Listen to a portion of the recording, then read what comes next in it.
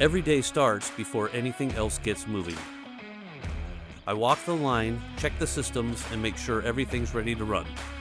Conveyors, ovens, spray equipment, if something's off, it needs to be caught early.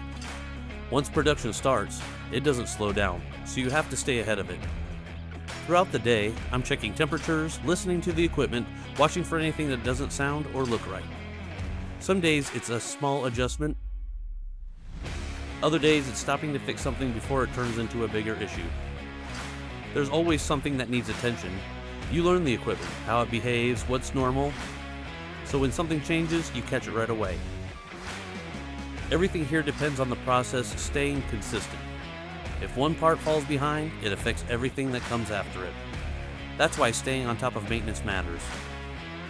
I take pride in keeping things running the way they should and making sure the team has what they need to keep moving.